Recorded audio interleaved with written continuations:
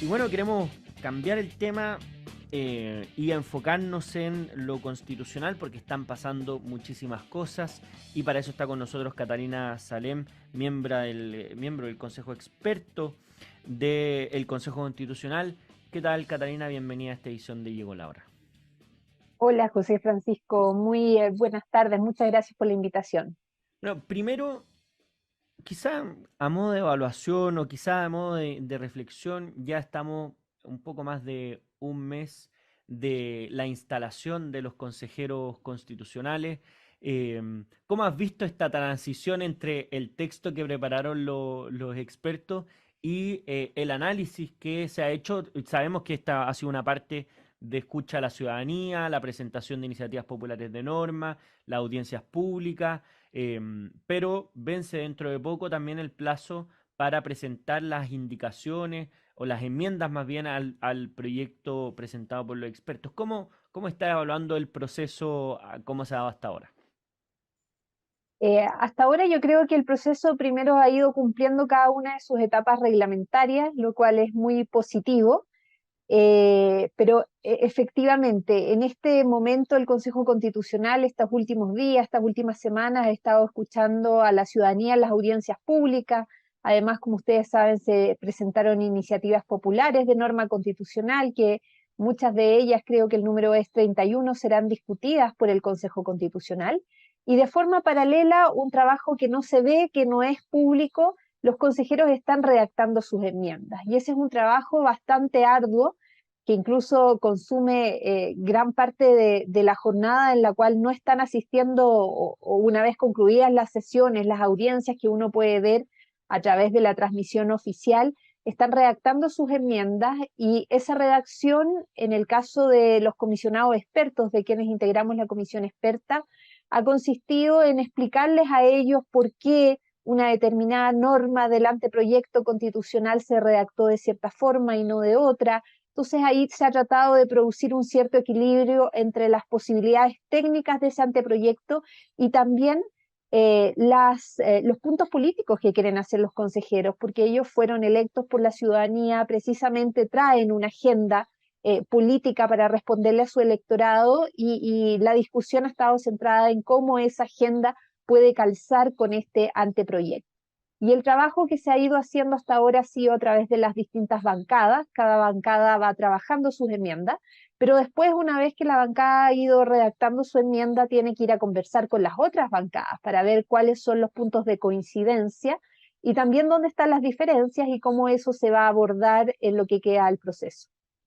Y hay una cuestión un poco difícil de procesar, me imagino, que es que claro, el borrador o el texto previo que prepararon los expertos tenía una lógica política que estaba más o menos equilibrada o completamente equilibrada, de hecho, en la disposición del Consejo, a pesar del carácter de experto. Y hoy vemos que el Consejo mismo tiene una distribución completamente distinta.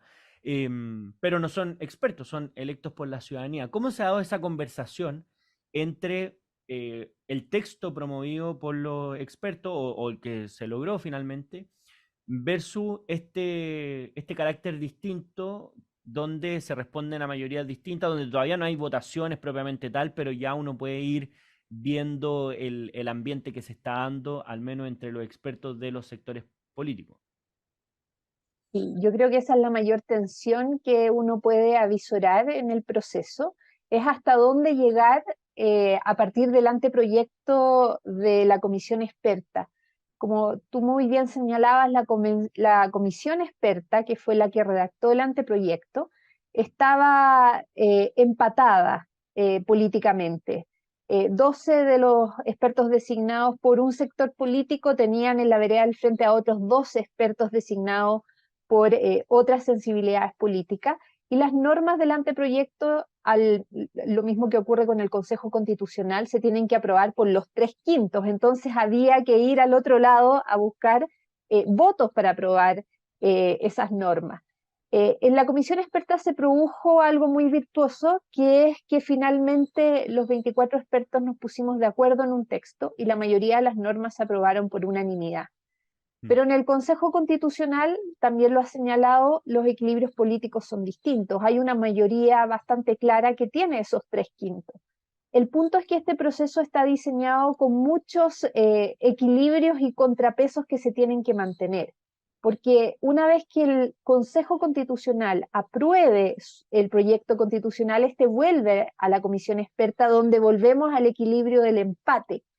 Y la comisión experta puede formular observaciones. Y si hay diferencias entre la comisión experta y el Consejo Constitucional, se forma una comisión mixta. Ahora, todo finalmente lo decide el Consejo Constitucional y finalmente la ciudadanía en el plebiscito.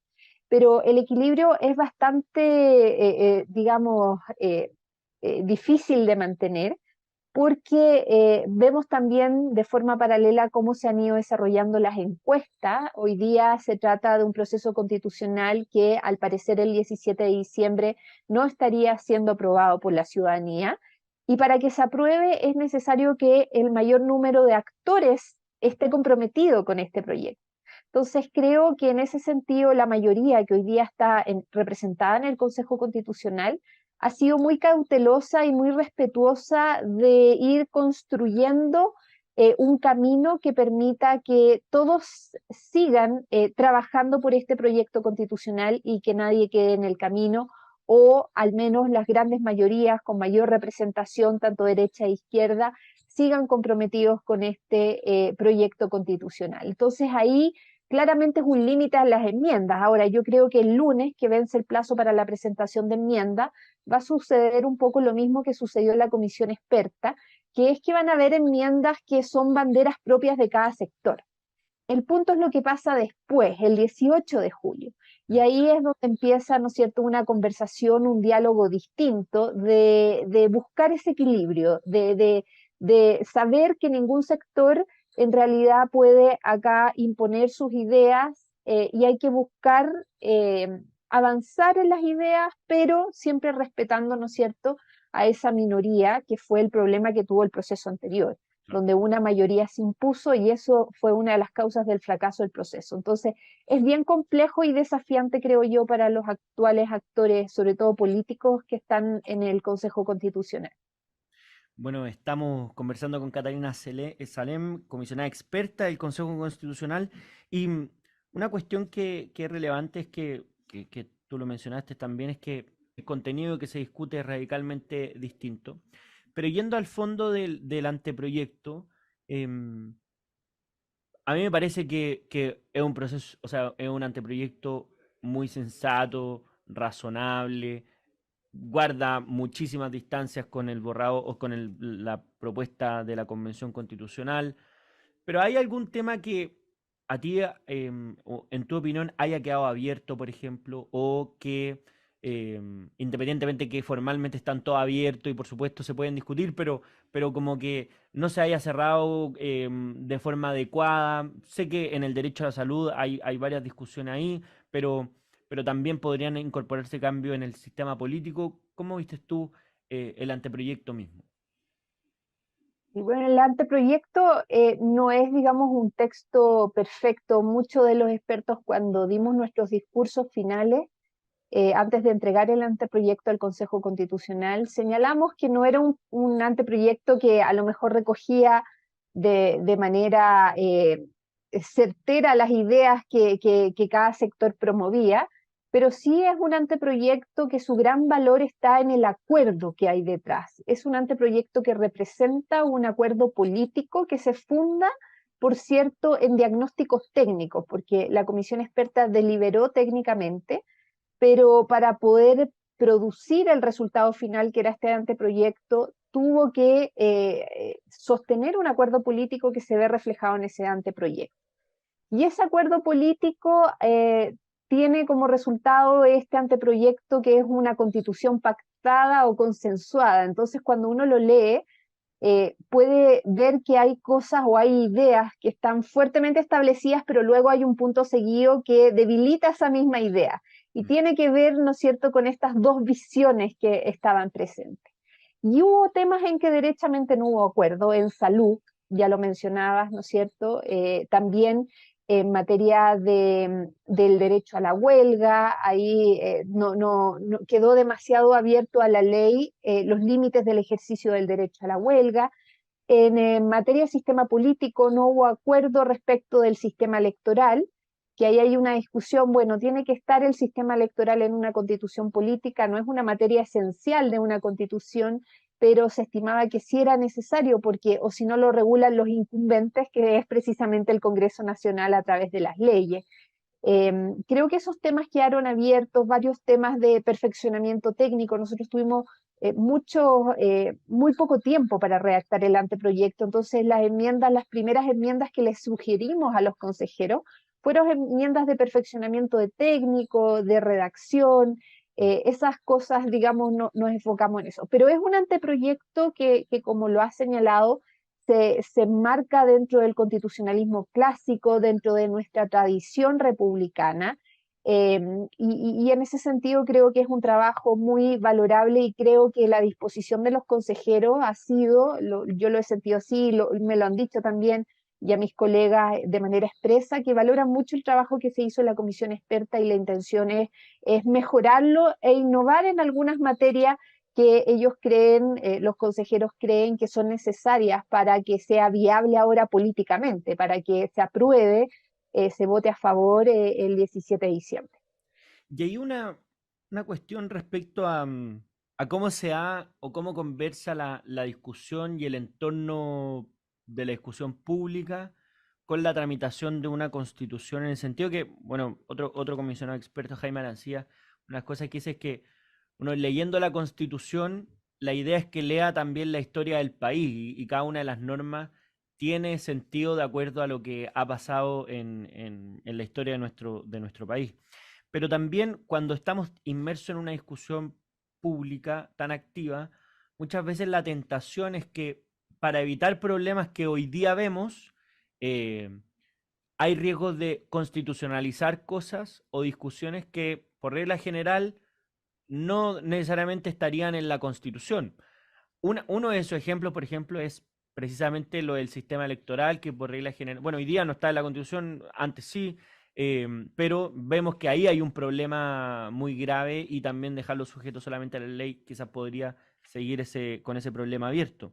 Pero, ¿cómo matizar o cómo equilibrar esa tentación de recoger toda la opinión pública en la Constitución sin hacer que finalmente como quitarle la esencia misma de que sea un marco general, sino que ya sea una cuestión que resuelva básicamente los problemas de política contingente?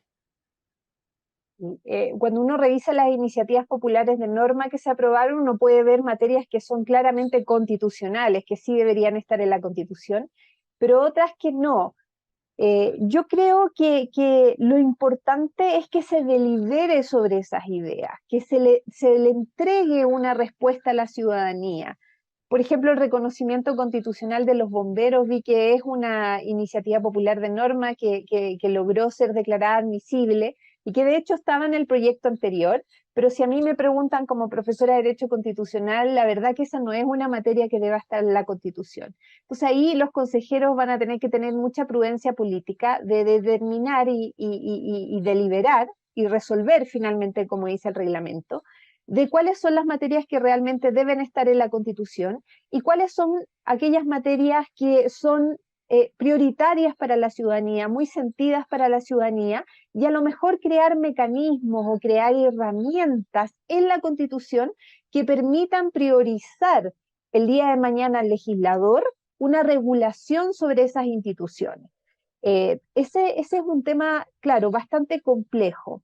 Ahora, la primera parte de tu pregunta, efectivamente, este es un anteproyecto, el que se presentó al Consejo, que recoge no solamente nuestra historia republicana de 200 años, sino que también nuestra historia reciente, y particularmente cómo a partir del 2019 distintas instituciones y nuestro Estado de Derecho se vio debilitado. Cómo mejorar, cómo crear mecanismos que permitan lograr que esas instituciones en el futuro funcionen bien, que no se vuelvan a debilitar, crear mecanismos, por ejemplo, de participación ciudadana para que las personas sientan que son escuchadas, se sientan partícipes también de la toma de decisiones públicas y que no sea necesario, digamos, tener que recurrir a métodos que a lo mejor perturban el ejercicio de otros derechos fundamentales, sino que darles un canal institucional. Así que esos son temas que efectivamente se van a tener que deliberar. El anteproyecto ya es muy extenso. Se nos ha criticado muchísimo a los expertos que escribimos mucho, que muchas de esas cosas debían estar en leyes y no en la misma Constitución, y a lo mejor a los consejeros le va a pasar lo mismo. Pero también tiene otra respuesta, José Francisco, que es que el anteproyecto elimina las leyes orgánicas constitucionales, estas llamadas leyes supramayoritarias que fueron tan criticadas en el pasado. Y esas leyes lo que hacían era exigir un quórum superior, que era de los 4/7, cuando se modificaban materias que desarrollaban directamente normas de la Constitución y protegían de mayorías circunstanciales, por ejemplo, la autonomía del Poder Judicial o del Banco Central, del Ministerio Público, algunos derechos fundamentales como la educación. Y cuando tú eliminas esas leyes, dejas a la deriva estas instituciones, estos derechos a mayoría circunstancial, el derecho, la expropiación, por ejemplo. Entonces, la opción que se tomó es subir a la Constitución todas aquellas materias que antes estaban en leyes constitucionales o al menos las esenciales. En Banco Central, por ejemplo, lo que hicimos fue tomar la ley orgánica actual y elevar a rango constitucional aquellos elementos que son esenciales, porque el día de mañana, por una mera ley simple con los diputados o senadores presentes en una sala, se podía afectar su autonomía. Entonces, esa extensión también se debe a que se elimina un instrumento que había permitido el desarrollo de las normas constitucionales en una ley de un quórum que tenía un quórum especial. Claro. Bueno, es un muy buen punto porque para proteger de las mayorías circunstanciales se recoge en la Constitución materias que quizás antes no estarían en el articulado propiamente tal, sino que en estas leyes de carácter distinto. Catalina Salem, comisionada experta del Consejo Constitucional y además docente investigadora del Centro de Justicia Constitucional de la Universidad del Desarrollo. Muchísimas gracias por habernos acompañado en esta edición de Llegó la Hora y aclararnos el panorama constitucional. Gracias por la invitación, José Francisco. Que tengas una buena tarde. Igualmente. Y nosotros nos vamos a una breve pausa y a la vuelta el bloque donde leemos y escuchamos la opinión de nuestros auditores.